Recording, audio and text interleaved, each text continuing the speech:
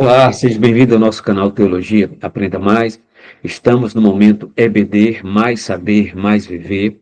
Hoje nós vamos estudar essa lição maravilhosa, né, que é a lição de número 10, a promessa do Espírito Santo. O eixo temático da lição é "E o Verbo se fez carne", sob o olhar do apóstolo do amor. Essa lição desse trimestre está sendo comentada pelo pastor Elianai Cabral, que é o nosso consultor teológico da CGADB, um homem com grande envergadura teológica e conhecimentos bíblicos, e uma grande referência teológica no Brasil. O texto áureo, assim fala. E havendo dito isso, soprou sobre eles e disse-lhe: Recebeis o Espírito Santo? É a pergunta de Jesus, né? No capítulo 20, versículo 22. Então, vamos lá para a verdade prática. A promessa do Pai não se restringe a um grupo particular ou a um período específico, mas inclui todos aqueles que se arrepende e crer no Evangelho. Vamos lá, leitura bíblica em classe. Está registrada aí em João capítulo 14, né, até o 18, até o 26, e vem o capítulo 16 também, muito importante, ele selecionou o versículo 7, 8 e 13, mas é bom que você leia todo o capítulo para que você possa entender a intenção do autor, a intenção que o texto tem a passar, para você não ter um problema com algum texto isolado. Você já sabe a regrinha, texto sem contexto é pretexto para heresia, tá? Então, ele também registra aqui o capítulo 20, né? E destaca o versículo 21 até o versículo 22. Todavia, lê todo o capítulo de uma forma geral. São três preciosos capítulos, o 14, o 16 e o 20, que você pode contextualizar. Mas como eu já falei para você entender a intenção do autor, a intenção do texto, né, isso que é exegese, exegese, né, extrair, tirar, entender qual a intenção do autor, você precisa pegar todo o Evangelho de João, e está lendo todos os capítulos para você ver o contexto geral, o contexto imediato, o contexto específico. De uma forma toda, você vê a intenção que o autor tem a passar para o seu leitor original e também para nós que aqui estamos no século XXI, terceiro milênio, que estamos lendo esse evangelho muito bem narrado, né, a narrativa, a redação e etc. do apóstolo João, que é o apóstolo do amor. A introdução. Eu coloquei aqui de secado, né? Jesus prometeu ao discípulo que receberia o Espírito Santo como consolador. A gente vai explicar. A atuação inicial do Espírito ocorre na conversão, convencendo sobre o pecado, justiça e juízo. Em Atos, encontramos a capacitação do Espírito para testemunhar. Esta lição conecta esses dois aspectos essenciais, destacando a obra regeneradora e capacitadora do Espírito Santo. Isso aqui é muito importante: regeneração, santificação, justificação, são os três aspectos da salvação. Então, mas a gente vai ver o que o Espírito Santo, como a pessoa bendita da Augusta, né, Trindade, ele trabalha, ele realiza, né, na obra da redenção, na história da salvação, na história da humanidade, e o que ele está fazendo em si, na igreja, que nós colocamos sempre pelo contexto bíblico, né, que o Espírito Santo é o adornador da virgem, né, da noiva para encontrar a virgem, né, a noiva, a virgem para encontrar com seu noivo, assim como expressa Paulo nas suas cartas aos Coríntios. A promessa do Pai, o tópico. Subtópico: Jesus enviará o Consolador. João capítulo 14, 16 a 17, Jesus promete enviar outro Consolador. A gente vai trabalhar o significado no grego, né, na sua raiz, né, etimológica, dentro da sua raiz semântica, para a gente entender o que é o outro como significado grego, e o Consolador também no grego, que realmente nas nossas traduções aparece essa palavra outro, aparece a palavra consolador, mas a gente tem que ver toda a riqueza semântica, a riqueza etimológica, né? O que a etimologia estuda, a origem da palavra, que a gente vai estudar a palavra consolador. O Espírito Santo habitaria com os discípulos, estaria neles, garantindo que nunca estivesse desamparado. Você vê que Jesus está já fazendo já suas considerações finais, fazendo a sua despedida, os discípulos já estão entrando naquele período já de luta, aquele período de tristeza, aquele período de perda, né? Porque morte é perda. Mas Jesus não ia ficar na sepultura, Jesus ia vencer a sepultura e ia ressuscitar, o Espírito Santo ia ressuscitar. Todavia, mesmo assim, Jesus promete uma promessa muito especial para os discípulos, que eles não iam ficar desamparados. Eles não iam ficar só, como rebanho de ovelhas, sem um pastor, para que pudesse da administração, regência, pastoreio e etc. Então ele fala desse outro consolador, que é outro da mesma envergadura, da mesma patente, da mesma natureza, que é igual em poder, glória e majestade, que é o Espírito Santo. Em João 16:8 fala: o Espírito convencerá o mundo do pecado, justiça e juízo, revelando a necessidade do arrependimento. Então, quem faz essa obra, nós pregamos para as pessoas. Não colocar assim, ainda que a nossa teologia não seja tão perfeita, mas nós temos uma boa teologia, devido a nós estarmos hoje no terceiro milênio, estarmos no século XXI, já temos muito bom tempo já de caminhada na história do cristianismo, na história da igreja, os primeiros 5 concílios, 7 concílios lá na história da igreja, que abarcou os cinco primeiro século. Então, de lá para cá, nós temos toda uma construção teológica, doutrinária, e um evangelho bem trabalhado com relação ao contexto bíblico. Todavia, mesmo assim, a nossa teologia é imperfeita, mas o nosso papel é pregar o evangelho, mas quem vem convencer o mais vil pecador do seu pecado, da justiça e do juízo, é o Espírito Santo. Essa obra não é minha, esse ministério não é o meu. Esse ministério é do Espírito Santo de trazer, de resgatar essas almas do inferno, essas almas das mãos de Satanás e trazer para Jesus, que é o único caminho, a verdade e a vida para levar o homem para o Pai. Então, tem toda essa mediação. O Espírito Santo nós pregamos, o Espírito Santo traz para Jesus, e Jesus que é o caminho, a verdade e a vida para levar até o Pai.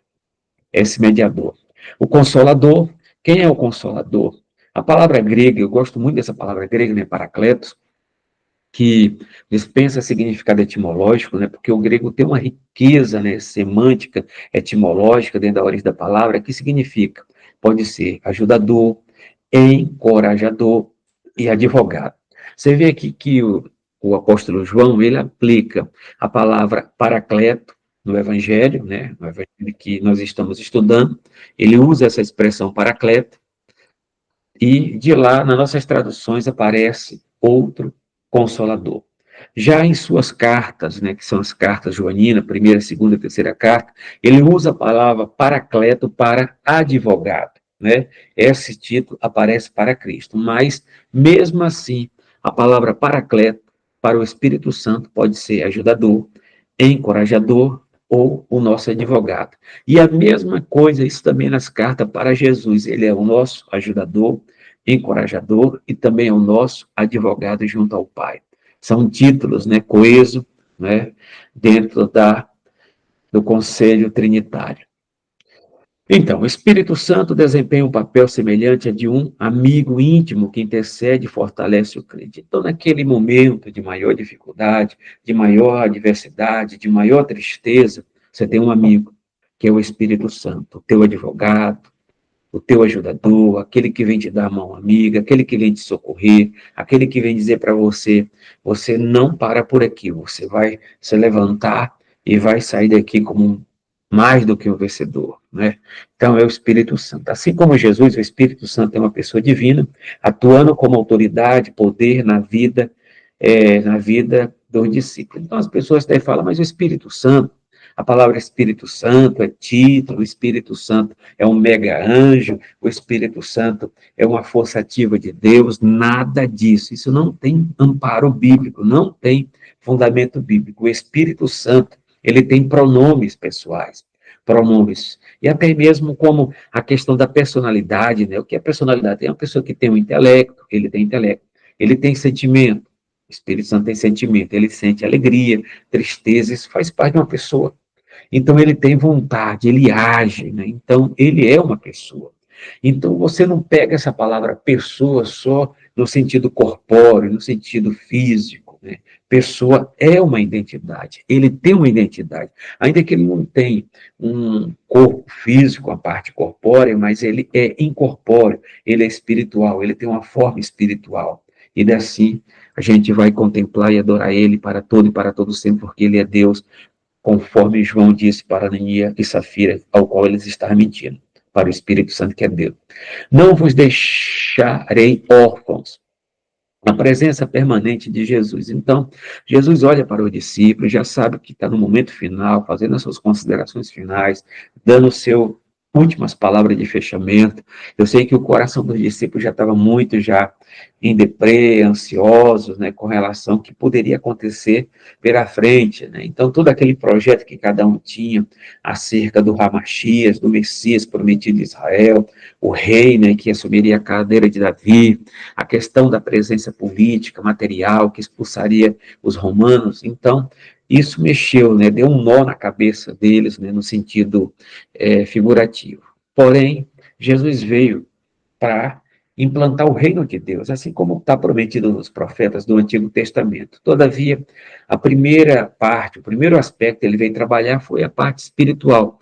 E o povo de Israel não entendeu esse momento. Então, ele trabalha o aspecto espiritual e o aspecto material do reino vai acontecer para o futuro, para o milênio, o reinar de Cristo na terra, né, onde que vai recepcionar Israel junto com a sua amada igreja, sua esposa, né?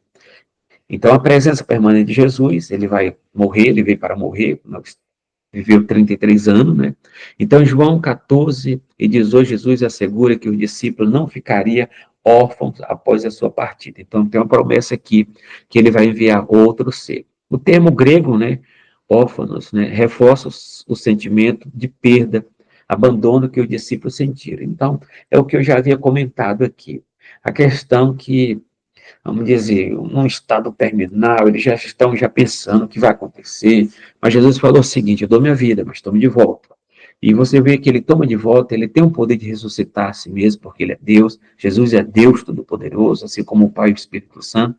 Mas lá na carta paulina de Romanos, Paulo diz que quem ressuscitou Jesus dentre os mortos foi o Espírito Santo, tá? Então, o Espírito Santo, ele veio para preencher o vazio, né, ao qual Jesus deixaria, entre aspas, né, porque a Bíblia fala, onde tiver dois ou três reunidos, ele se faz presente, porque Jesus é onipresente, né, ele está lá, está aqui, ele é também onisciente, nada pode fugir também da sua visão, né, cósmica, né?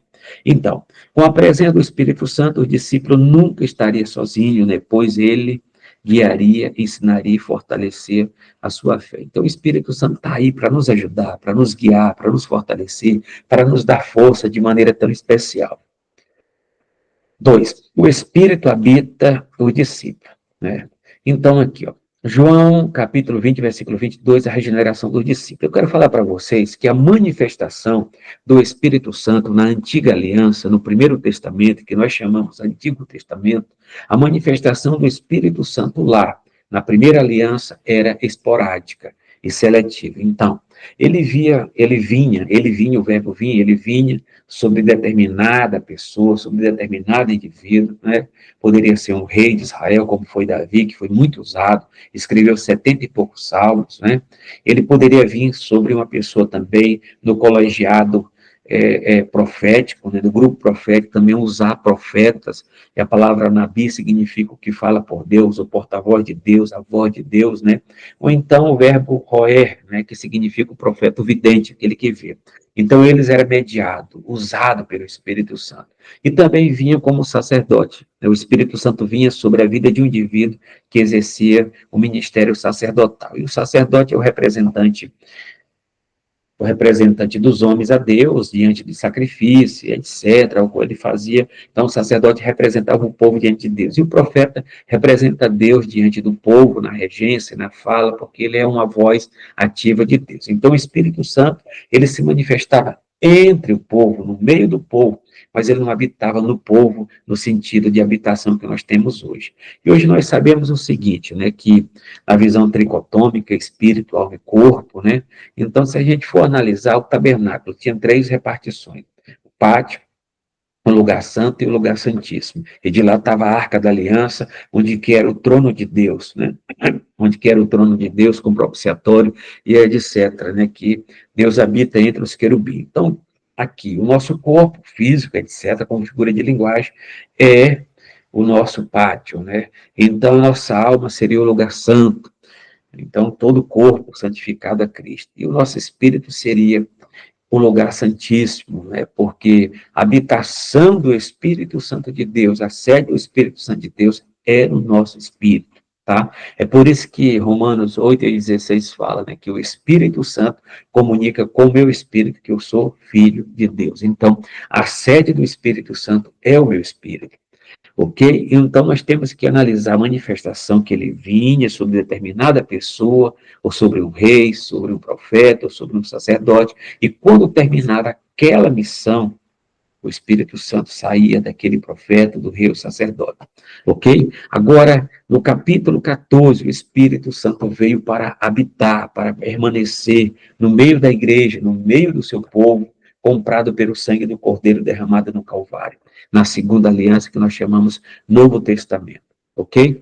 Então, a regeneração dos discípulos. Esse texto aqui, muitas pessoas interpretam de uma forma errônea, né? Que aqui fala do batismo no Espírito Santo. Não. A primeira promessa que acontece, o maior presente que acontece na nossa vida, é a experiência transformadora do encontro do homem com Deus, que é a salvação, que é a nossa regeneração, a nossa santificação, a nossa justificação, e sermos agora cidadãos, filhos de Deus, através da regeneração, ao qual nós se tornamos nova criatura. Jesus ressuscitado apareceu aos discípulos e sobra sobre ele o Espírito Santo. Esse sopro, né, esse sopro divino, não se trata de batismo no Espírito Santo, que batismo no Espírito Santo é revestimento de poder com a evidência do falar em línguas, conforme o dia de Pentecostes, em Atos 2.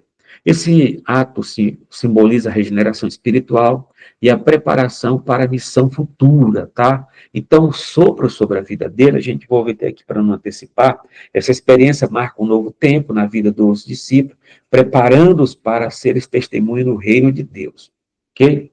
Deixa eu ver aqui, a obra regeneradora do Espírito Santo, o sentido de soprou sobre eles o Espírito Santo. A palavra grega, né, em fusão, né, aparece em Gênesis 2:7, Ezequiel 37:9, indicando sopro de vida, tá? Em Gênesis 2:7 é onde que a gente usa aquela figura de linguagem, né, aquela questão bem alegórica, dizer que Deus fez o boneco, né, fez o ser humano como boneco, e depois soprou sobre ele o espírito, né, nefesh, a vida, né, o sopro é o espírito, né, o ruach, o nefesh é a alma, né, sobre aquele boneco, aquele corpo morto, e de lá ele recebe vida espiritual. Ali é Adão, né, lá na criação de Gênesis 2:7, que você possa ver lá. Então, Deus sopra, né, sobre Adão, e ele tem agora espírito, né, ele tem agora alma vivente, né, ânima, no latim, ele começa a se animar, viver, né, se levantar. Então, a mesma coisa no contexto grego, que se você fosse pegar a Bíblia, a tradução do hebraico para o grego, chamado Septuaginta, né, Septuaginta, que é o Antigo Testamento grego, de lá a palavra que aparece aqui em Gênesis 2:7, né, é a mesma que aparece no capítulo de número 20, versículo 21 e 22, que quando Jesus ressuscitado, ressurreto, sopra sobre ele o Espírito Santo, eles estavam mortos em seus pecados e delitos, né? Conforme lá a questão da carta de Paulo aos Efésios, que o homem está morto em seus pecados e delitos. E naquele exato momento que o Espírito do homem está vivo, os discípulos estavam mortos, entre o Espírito estava vivo, o Espírito estava mortos, né? E eles receberam vida com o sopro de Jesus sobre ele. Então, aconteceu que o ato da regeneração, o ato da criação, é o ato que Paulo fala em 2 Coríntios, quem está em Cristo, nova criação é. Então, eles se tornaram agora seres viventes espiritualmente, o espírito deles foram regenerado, a alma e o corpo, e o nome deles foram escrito no livro da vida. Então, eles tiveram toda uma transformação conforme o homem morto, Adão morto, na época da criação, Gênesis 2:7, agora ele se torna ter vida. Outro texto também que a gente vai pegar é Ezequiel, capítulo 37, versículo 9, quando Deus leva o profeta Ezequiel num vale de ossos secos, e de lá manda o profeta profetizar vida, né? Então, o Espírito Santo foi lá naquele vale de ossos secos, de pessoas mortas, e dá vida. É o mesmo contexto de Gênesis 2:7, Ezequiel 37:9, indicando o sopro de vida naqueles ossos, naqueles monturo de ossos secos, né? E de lá eles receberam vida, tá? Então, esse contexto aqui. Em João capítulo 20, versículo 22, Jesus soprou sobre os discípulos e concedendo-lhe uma nova vida espiritual. Eles tinham vida física, claro, etc. Todavia, eles estavam mortos espiritualmente. Quando o homem, Adão e Eva, pecaram no jardim do Éden, eles morreram. A palavra morte significa separação. Então, eles morreram espiritualmente. Depois de 930 anos, Adão morreu fisicamente, né? Porque morte fala separação da parte imaterial, que é espírito e alma, da parte material, ao qual o homem, o corpo dessa sepultura. E a morte espiritual é aquela separação que nós perdemos a questão da nossa comunhão com Deus. Agora devemos ter cuidado com a morte eterna, que é a eterna separação entre Deus e ser humano, ao qual o tal é jogado no lago de fogo, né, para todo e para todo sempre, que é a eternidade. Mas nesse contexto, Jesus deu vida espiritual para o discípulo a partir do sopro, né? Então, esse sopro aqui não fala de batismo no Espírito Santo, só fala que o Espírito Santo habitou no espírito dele, que é a parte religiosa do ser humano, e de lá deu santidade, deu regeneração e deu justificação na obra vicária de Cristo, que é muito profunda. Eu convido você para entrar no meu canal Teologia Aprenda Mais, vai lá na minha playlist e procura Teologia Sistemática, aí você vai ver vários disciplina que tem ali, né, a questão de cristologia, doutrina de Deus, teontologia, pneumatologia, eclesiologia, antropologia, que retrata muito bem esse contexto que eu faço aplicação, e a própria pneumatologia para você possa estar analisando, tá? Esse ato de sopro reflete a renovação e a capacitação espiritual que viria plenamente no dia de Pentecostes, tá? Então, em primeiro lugar, eles foram regenerados, eles foram salvos. Tá, então, é o que a Bíblia coloca em Mateus 28, na grande comissão, 19, e Marcos também, 16, Marcos 15, 16. Ide por todo mundo e prega o evangelho a toda criatura. Quem crê e for batizado será salvo. Então, o discípulo crer em Jesus, foram batizados e são salvos em Cristo. Ok? Então, aquele ato foi o ato da regeneração e não retrata nada do batismo com o Espírito Santo. O que a gente pode completar é o que está escrito no Evangelho de Lucas, no Evangelho lucano, no capítulo 24, quando Jesus falou: ide para a cidade, até que do alto sejais revestido de poder. Aí você pega Lucas e Atos, né, que antigamente, na época de Irineu, no século II, Irineu foi um dos maiores teólogos do século II, depois de Cristo, ele dizia que Atos era uma obra em 2 volumes. O primeiro livro dizia que Atos e Lucas, né? Atos e Lucas era uma obra em 2 volumes. O primeiro volume, o livro de Lucas. O segundo volume, o livro de Atos. Você saindo do capítulo final de Lucas, entraria no capítulo inicial de Atos e terminaria lá no último capítulo 28, etc. Então, quando Jesus, no Evangelho Joanino, sopra, né, sobre os discípulos, eles foram regenerados, eles foram salvos, eles agora são cidadãos do céu. Mas agora Jesus dá outra promessa. A primeira promessa, a salvação, o presente, né? E a segunda promessa, Jesus fala: ide para a cidade, até que do alto sejais revestido de poder, a cidade de Jerusalém. E eles foram, passaram os 10 dias, né? Porque da Páscoa até o dia de Pentecostes são em torno de 50 dias, tá? Então, Jesus ficou com o discípulo em torno ali de 40 dias, conforme Lucas capítulo 1, e no dia de Pentecostes, 10 dias depois, ou então 50 dias depois, eles foram revestidos de poder, né, para testemunhar até os confins da terra. Antes do Pentecoste, muito bom colocado. A regeneração dos discípulos, isso acontece em João capítulo 20, versículos 21 e 22. O capítulo 20, versículo 22, recebeis o Espírito Santo. Indica que o Espírito já habitava no discípulo antes de Pentecoste. Então, o Espírito Santo já habitava no discípulo. A gente pode agora pegar um texto. Anote aí. Romanos capítulo 8, versículo 9. Aquele que não tem o Espírito Santo, esse tal não é dele. Aqui nesse texto de Romanos 8 e 9, não se fala do batismo no Espírito Santo. Está falando do Espírito Santo como habitação de Deus em nossa vida. É o que Jesus falou: não deixarei vós órfãos, enviarei outro Consolador. Então, o outro Consolador, em João capítulo 14, veio para habitar, permanecer na igreja até do dia do arrebatamento, ok? Mas isso fala de regeneração.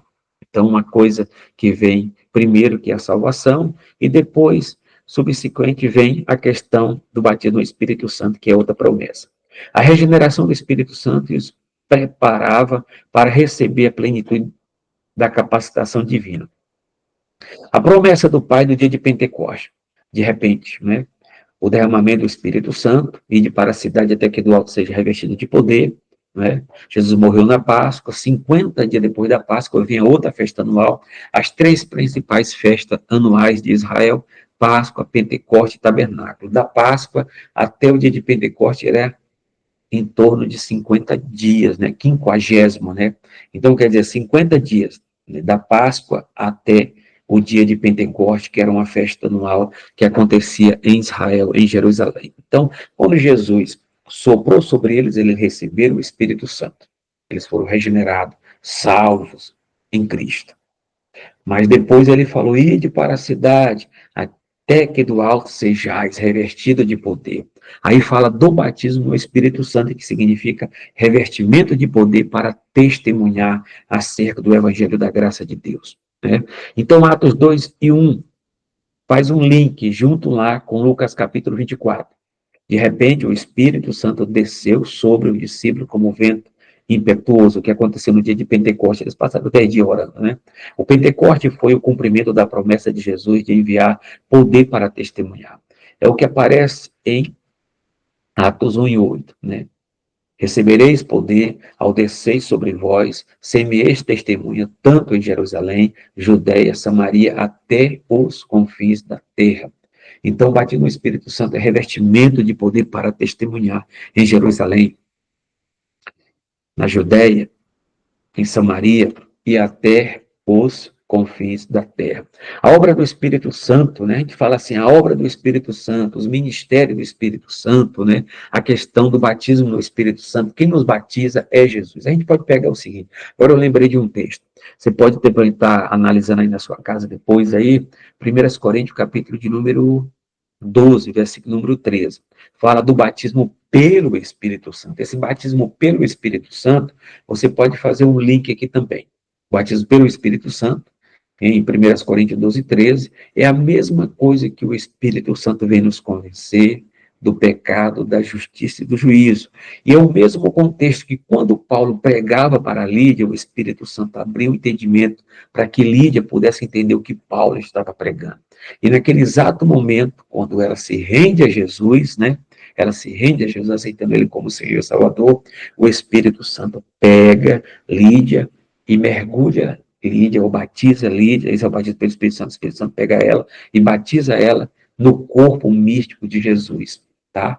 E esse batismo de regeneração, somente o Espírito Santo pode fazer. Agora tem outro batismo, que é Jesus que batiza, e não o Espírito Santo. No batismo regenerativo, quem batiza é o Espírito Santo. Lê o texto que eu falei aí, né? 1 Coríntios 12, 13, né? A questão do convencimento também, que nos convém do pecado, da justiça e do juízo, quem abre o nosso entendimento. Então, quem nos batiza, o batismo de regeneração é o Espírito Santo, é o batismo pelo Espírito Santo. Agora, o batismo no Espírito Santo, quem nos batiza é Jesus, conforme lá o Evangelho de João, no capítulo 1. Tá? Então, ele nos batiza agora. Se o Espírito Santo nos mergulha no corpo místico de Jesus, agora Jesus nos mergulha no corpo espiritual, nesse oceano que é o Espírito Santo, depois nos traz novamente com grande poder, com grande revestimento. Isso é o contexto, eu não estou inventando, só você ler. A obra do Espírito Santo não se limitou ao discípulo presente, mas se estendeu às futuras gerações. É o que Pedro falou, que a promessa que ele trabalha com Joel, né, diz respeito aos pais, aos filhos, até as últimas gerações que somos nós, ou os que vão vir futuramente, ao qual nós não sabemos. E todos foram cheios do Espírito Santo. O batismo no Espírito Santo é revestimento de poder, no Espírito Santo é uma experiência subsequente à regeneração. Então, a primeira bênção é a salvação que aconteceu em João capítulo 20, versículo 21 e 22. A segunda bênção é a promessa da descida do Espírito Santo, é mais para atividade, para missões, para pregação, que é o revestimento de poder do Espírito Santo, tá? Ele capacita para testemunhar e realizar a obra de Deus com ousadia e autoridade. Em Atos, vemos exemplos de pessoas sendo cheias do Espírito Santo e transformadas para o ministério. Outra questão importante é começar a falar em outras línguas, tá? evidência do batismo no Espírito Santo. A evidência deles, no dia de Pentecostes, que eles foram batizados, foi o ato físico, o ato, né, de falar em línguas, né, a questão da dialética, que ele falou em torno, possivelmente estava em torno ali, em torno de 14, 15 a 16 nações, com suas línguas e dialetos, e quando eles foram cheios do Espírito Santo, eles começaram a falar outras línguas, né, e as pessoas começaram ver eles falando em línguas, em seus próprios idiomas nativos, em seus próprios idiomas de país, endereço, etc., da qual eles eram oriundos, e de lá, quem falava não entendia, mas quem ouvia entendia falar das grandezas de Deus em suas próprias línguas, idiomas e dialetos. As línguas eram desconhecidas para quem falava, já falei, mas compreendida para os ouvintes. Essa manifestação, acompanhada com o batismo no Espírito, evidencia a obra sobrenatural do Espírito Santo no dia de Pentecostes, teve um propósito, um objetivo, deles testemunhar acerca de Cristo. A promessa do Pai ao longo da Bíblia.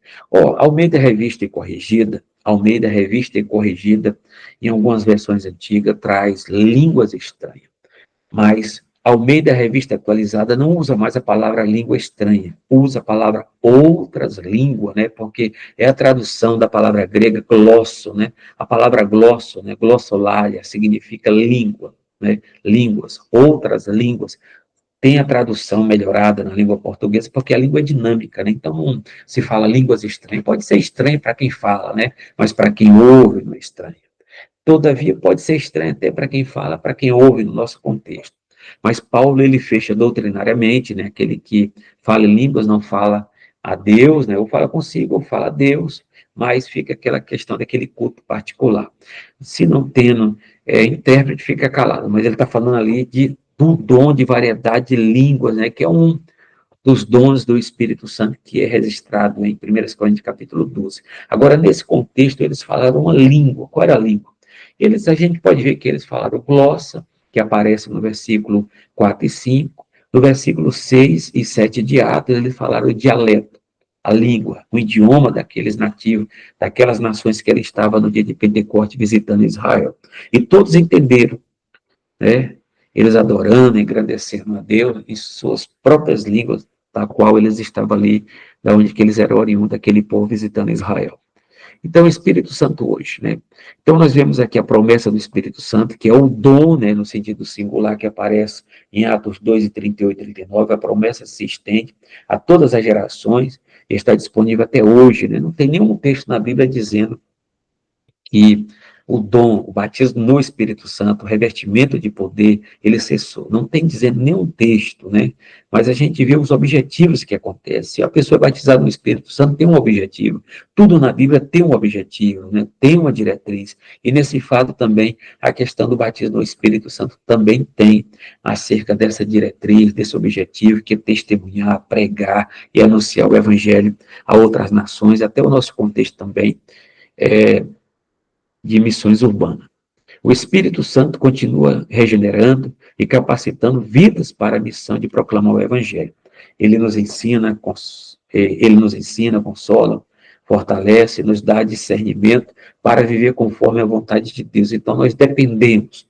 A nossa oxigenação hoje necessita do Espírito Santo. O Espírito Santo abre o nosso entendimento. O Espírito Santo nos ilumina diante daqueles textos que para nós são obscuros, mas ele, exegeticamente, ele vem nos auxiliar.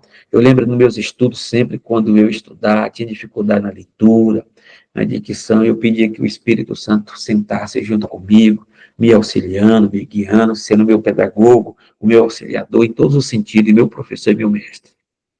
Então, a promessa do Pai tem a ver com a regeneração do pecado e com a capacitação do salvo para testemunhar do Senhor Jesus em todos os lugares.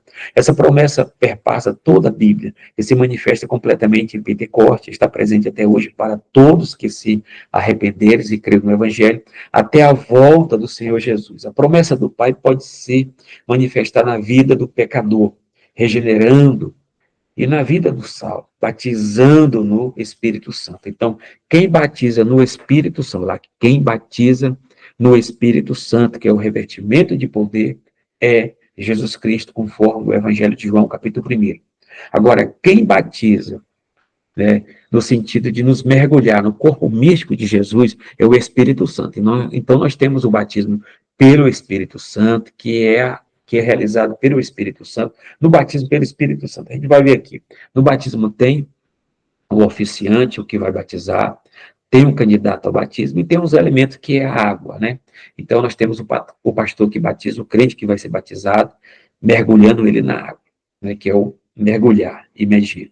Agora, no batismo pelo Espírito Santo, nós temos aqui o Espírito Santo que vem nos batizar, nós temos a pessoa que é o candidato ao batismo e temos o elemento, né, que é o corpo místico de Jesus. Então, o Espírito Santo vem nos convencer do pecado, da justiça e do juízo. Ele vem abrir o nosso entendimento, como abriu o entendimento de Lídia quando Paulo pregava. E naquele exato momento, o Espírito Santo nos convence e nós se tornamos crentes, regenerados, santificados pelo Espírito Santo. E ele nos mergulha agora no corpo místico de Cristo, ao qual eu e você fazemos parte, que é o corpo místico, né, o corpo universal de Cristo, que é o corpo da igreja invisível. Isso acontece pelo batismo pelo Espírito Santo, que ele nos mergulha, e o nosso nome é escrito no livro da vida do Cordeiro.